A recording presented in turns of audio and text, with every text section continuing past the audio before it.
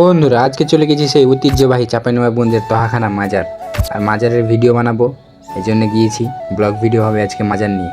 আমরা এখন গেট দিয়ে ভিতরে প্রবেশ করছি। আর প্রবেশ করা মাত্রই আপনাদের চোখের সামনে পড়ে যাবে সেই ঐতিহ্যবাহী রাজার বাসা। এখানে রাজার বাসা ছিল, আর এই পুরোটাই ছিল রাজার আমলের, যা এখন রাজা নেই, কিন্তু তার সব কিছু রয়ে গিয়েছে। দেখছেন কি সুন্দর একটা জায়গা, প্রকৃতির মাঝে যেন নিজে হারিয়ে পড়ছি। তো এই জায়গায় অনেক পর্যটক আসে, দেশ থেকে বিদেশ থেকে অনেকে এসে এখানে ঘুরে ছবি তুলে ভিডিও করে। আমরাও চলে এসেছি আজকে সেই জায়গায়। আমার পিছনে এটা দেখছেন 3 গম্বুজওয়ালা মসজিদ। এই মসজিদে এখনও সবাই নামাজ আদায় করে। তো আমি আপনাদেরকে মসজিদের ভিতরটা ঘুরে দেখাবো। চলেন এবারে যাব মসজিদের ভিতরে। আমরা মসজিদের ভিতরের দিকে যাচ্ছি। মসজিদটি আসলে অনেক সুন্দর, যা বলার কথা না। পুরো মসজিদটি পাথর দিয়ে তৈরি করা হয়েছে।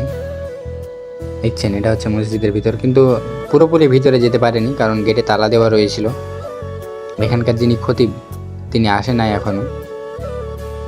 এই যে দেখেন মসজিদের বাইরের দৃশ্যটা কত সুন্দর। আর ওই পাশে ওটা হচ্ছে তহাখানা মাজার, ওটাকেই মাজার বলা হয়। ওটার ভিতরে কবর রয়েছে রাজার, যেটাকে মাজার করা হয়েছে। মাজারের খতিব এসেছে, গেট খুলে দিচ্ছে। গেট বন্ধ ছিল। আমরা এখন ভিতরে যাব, ভিতরে গিয়ে দেখব। ভিতরটা অনেক দিন থেকে দেখিনি, অনেক দিন পরে গিয়েছি আমি।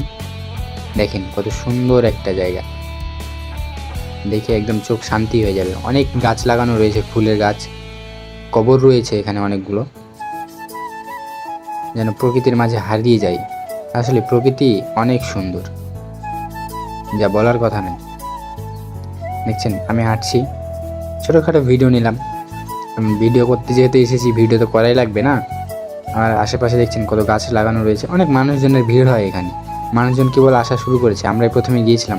বন্ধুরা আজকের ভিডিও এই পর্যন্ত। ভিডিওটা কেমন হয়েছে অবশ্যই কমেন্ট বক্সে বলে যাবেন।